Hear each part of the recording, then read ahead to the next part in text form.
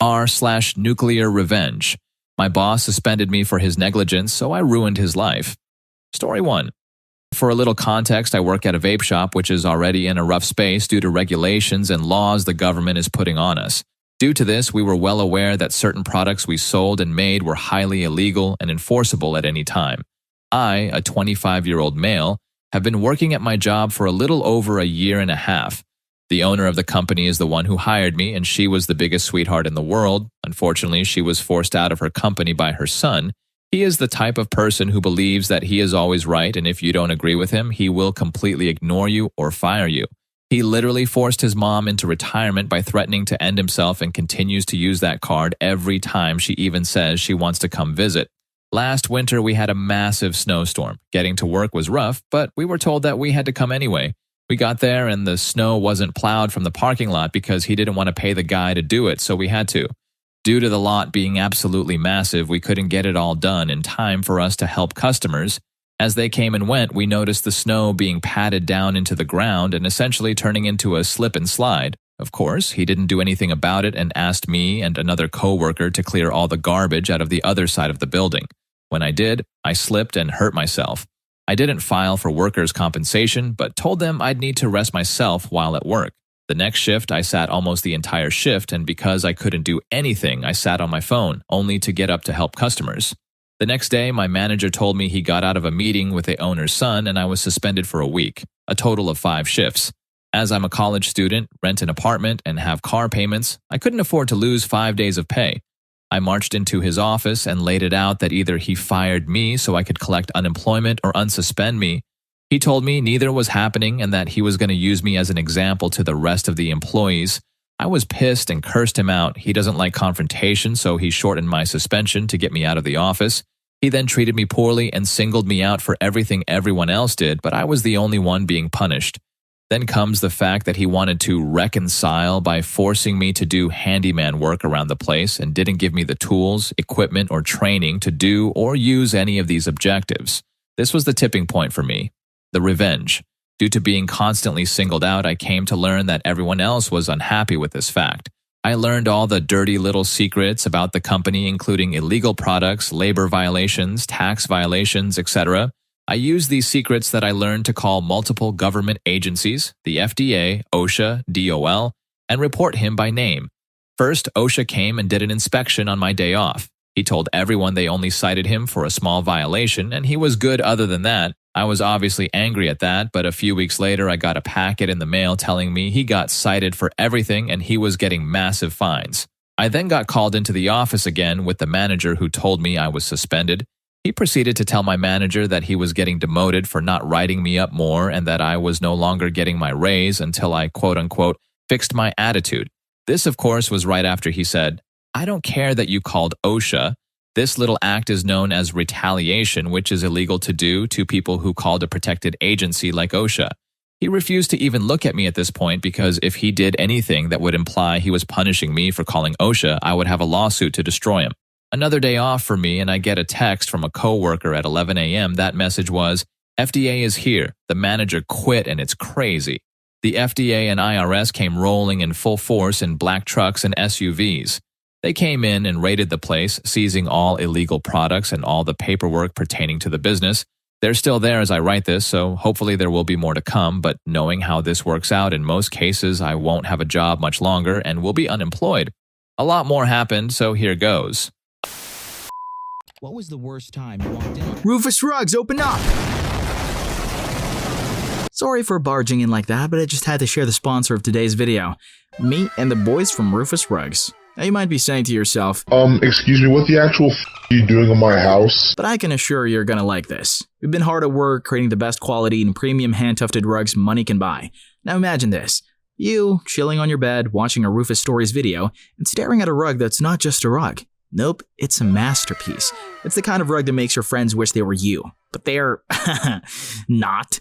And the best part is that these aren't your average cheap quality rugs. Nope, each one is handcrafted by me and the boys. No shortcuts, no robot assembly lines, and no dropshipping BS. Just pure rug grind. Whether you love anime, sports, cars, or anything else you can think of, we can turn it into a rug. So click the first link in the description and have your custom idea come to life.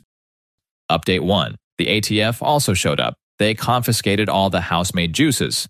We apparently don't have a manufacturing license. None of us knew this, and that means we may no longer be able to sell products. The IRS showed up because there's a possible cause for an investigation into tax evasion. As I learn more, I will continue to update.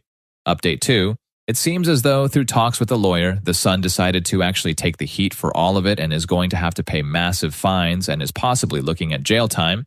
He likely won't ever be able to get a manufacturing license for the rest of his life, and they said essentially that he won't be able to open any new businesses. I know he had 2 new locations rented out and in the process of opening, and those are never going to happen now. They're raiding his other business today, and that's going to be interesting considering that if he doesn't have the paperwork for that business, it could lead to much more jail time. So as of right now, even though my job isn't shutting down yet, his other business is getting raided. He can't open the 2 locations that he's put a crap ton of money and time into, and he's going to be fined all he's worth and possibly go to jail. After many long months and tons of setbacks, me and the other guys from my last vape shop have opened our own. We want to do everything the right way and make it a place where people can come and hang out like vape shops used to. It's a 21 and up, sober building. We hope to make a safe and enjoyable environment for everyone and also provide them with safer alternatives to smoking cigarettes and cigars and using dip or chewing tobacco. Where to start? It's a shame that things had to turn sour for this guy and his co-workers. Luckily, he didn't get too injured at work because if this guy's boss was too cheap to call the dude who clears the snow, then he'll probably be too cheap to pay workers' comp. Also, it's crazy that the thought of providing a safer alternative to tobacco products and the business didn't have the proper licenses is just insane. They're providing alternatives that aren't even regulated. They should be fined more and receive a longer jail sentence because we're talking about the lives of people here. That's why safer alternatives get a bad rep because of companies like this. I don't know when their shady practices started. Did it start with the nice lady or the son? I don't want to assume that it's all the son's fault, but based on how this guy told the story, all fingers point to the a-hole son boss. Anyway, I hope this dude and his co-workers are safe because if their former boss is serious about ending his life, then he has nothing preventing him from coming after them, especially when he has all their personal info. I'm assuming since they were all former employees. Also, I hope the mom of the boss didn't get in trouble for her son's crap. Story 2. My 2019 was wild, but with everything finally on the up and up, I feel I can tell this story here. After university, in late 2018, I fell on rough times and I was forced to move back to my hometown. I tried to transfer my job to a branch in my area but failed, thus I needed to get a new job. So I settled for a 20-hour-a-week job at a Bookies with a second bartending job in the evenings. The Bookies are the target of my revenge, which was entirely accidental. Involved are the following: Janelle, my manager's manager, Shay, my manager, Jorge and Gordon, my co-workers, and finally Kara, a co-worker at another store, who is relevant later. I ended up working behind the counter as a customer service manager, basically a step up from a cashier. It's fancy when seen on a CV, but there's nothing really to it. I took bets, talked with customers, helped people with machines, and for the vast majority of my shift, sat around waiting for something to do. I got on well with my coworkers, or so I thought, and had no major issues. It was 20 hours a week, about £1 more than minimum wage, with a lot of overtime required of me and irregular shift patterns, though I had no issue with the job beyond how difficult it was to juggle the schedules of both of my jobs. In February of 2019, after working for the company for 6 months, I was invited to a probation hearing. It cannot be emphasized enough that it was a probation hearing in which I would have my performance reviewed and, as informed in training, was entitled to a pay rise at the end of it. I arrived that morning at a disciplinary hearing where, without even a shred of evidence, I was accused of 11 different cash discrepancies dating back to early November of 2018, shortly after I'd started, which all amounted to £271.36. All but one of which I'd never heard of before. These had apparently been reported and logged by my manager, Shay, and my co-workers, despite no one saying a word to me at all. Not a whisper in the 5 months this had apparently been occurring. I was told that it was unacceptable, a call was made to HR, and I was terminated on the spot and forced to hand over my keys and never set foot in the store again. To my protests, I was told the decision could not be appealed, and I would eventually receive written confirmation of my employment termination in the post. I didn't let myself slump around and feel sorry for myself, so, on the way home, I opened up Indeed and applied for a bunch of jobs, and before I arrived home, Had an interview set up for the next week at what is my current place of work. Now, I was furious, fuming at having gone to what I thought should have been a normal probation meeting and having effectively been called a thief and been banned for life from a place I'd never go to anyway. But somehow my parents were angrier and ordered me to let them know when they got into contact with me again. Almost 2 weeks later, I received an email from the company HR which reiterated the accusations and stated again that I was terminated. My mom sat me down in her kitchen and walked me through a letter response that was 2 parts professional and 3 parts scathing, ripping into them about their unprofessional conduct, their ludicrous claims, their lack of evidence, the holes in their story, because there were quite a few, and finally the cherry on the cake, the employment laws they'd broken. Now I didn't want much, just a nice reference, a promise that not a whisper of these accusations would turn up when my new job asked them for a reference, because by then I'd already been offered the job. I then attached the letter to an email to fire back at their HR department. Then I added Janelle's work email, then her boss's email, and finally the holding company that owned the brand, because I wanted to make sure this was seen. A bit of background, the Bookies I worked for is a brand that is owned by an international company. Their name, behind the scenes, is slapped on everything, and they pretty much dictate everything we do. I'm not sure if holding company is the correct term, but I'll stick to that for now. Anyway, I sent this email with a 48-hour window for a response. I received a reply the next day from the same email that my demands were being met. I smirked victoriously and moved on with my life, happy to wash my hands with the entire ordeal. However, I'd set off a chain reaction that I wouldn't know about until 3 months later. 3 months on, I'd settled into my new job, a call center position with double the hours and well over double the pay. I'd gone through training and was settling into my new position when I saw a new set of trainees settling in near my team. Among them was Gordon, one of my coworkers from the Bookies. I was stunned. Gordon had been at the Bookies for 6 years when I joined. He was well liked, good at his job, and a favorite of the managers. There was no way he'd been fired.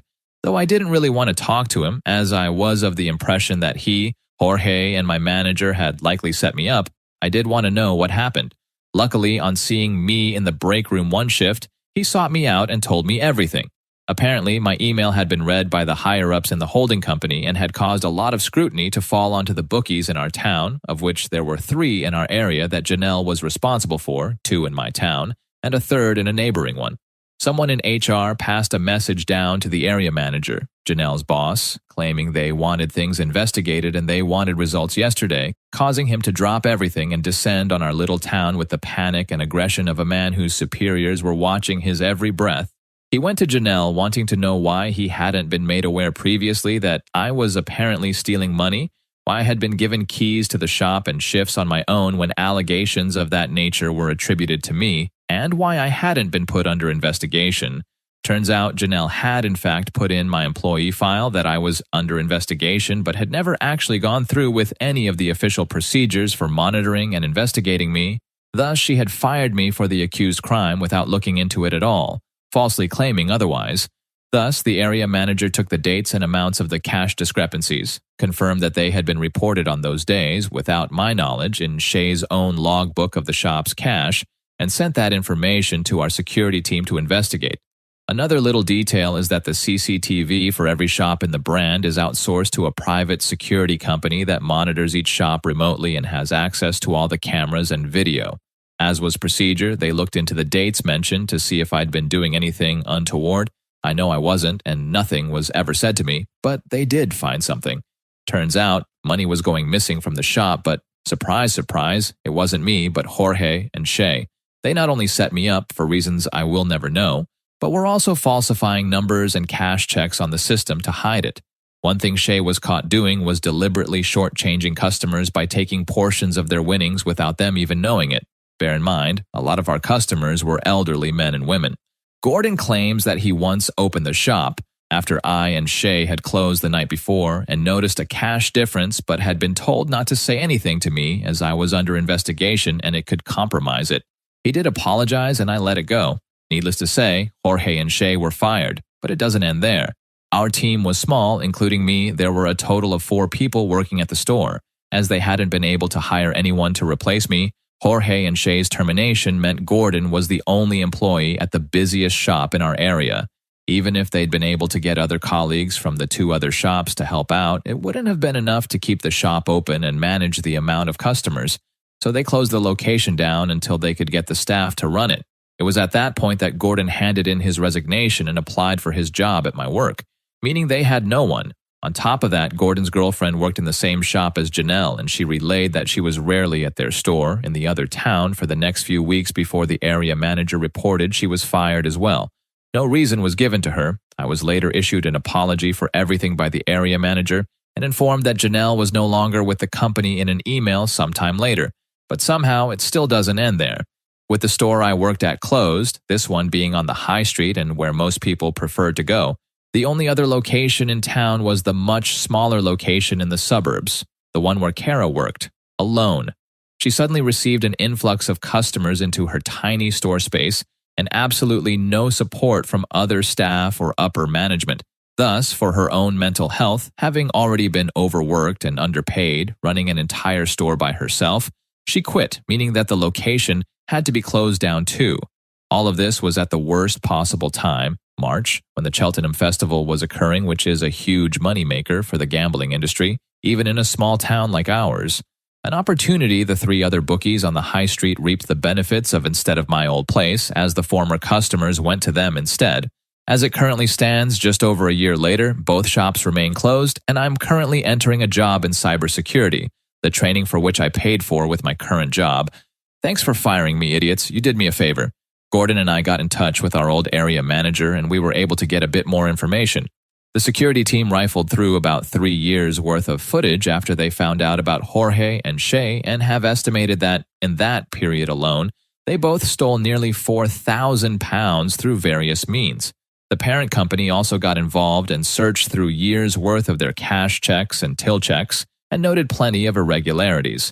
The parent company pursued criminal charges and the two were arrested, but as far as our area manager knows, the case is still ongoing.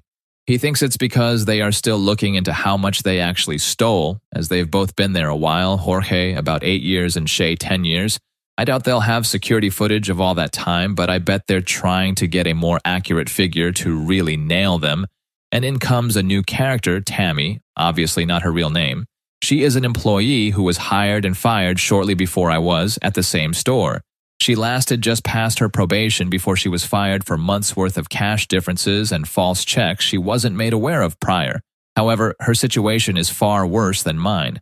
Tammy is in the process of suing the company for wrongful termination alongside financial and emotional damages, as she was put under a lot of stress whilst on the job by Shay, who apparently left her to fend for herself and would refuse to step in when customers got aggressive, and then had a miscarriage shortly after her employment was terminated. Our area manager doesn't know anything more, as it's escalated and gone way above his head, and I doubt I'll be able to get any more information on it. But I doubt the company's doing too well on that front, and I wish her the best.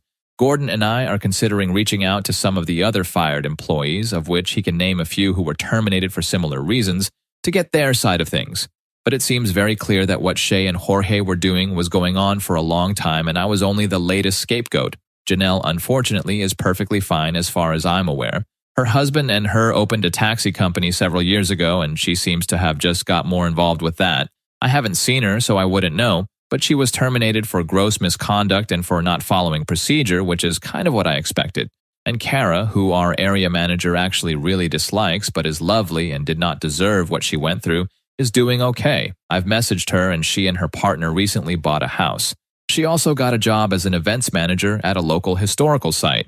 She's happier there as she actually has people to talk to at work and isn't alone anymore. They set up an elaborate theft and cover up over £4,000. Talents are being wasted. Seems like they almost got away with it if it wasn't for their response. I hope the private security company that was supposed to be monitoring the CCTV also lost their contract. While they identified the thefts once they'd been given dates and times, it seems that their whole job was to spot the thefts when they happened. Although, then you might still be working there and you do sound happier to be on to better things. While this is awesome, I do feel bad for the company or the holding company or whatever, as they acted properly as soon as they were told what was going on. Normally they'd screw up the response to a situation like this, but they acted pretty promptly, and it sounds like appropriately. But hey, if you let managers fire people without any oversight, you are screwing up as well. I hope you enjoyed the video, and if you made it this far, I'm sure you'll also enjoy r/MaliciousCompliance. Fire me anytime. I'll see you in that video next.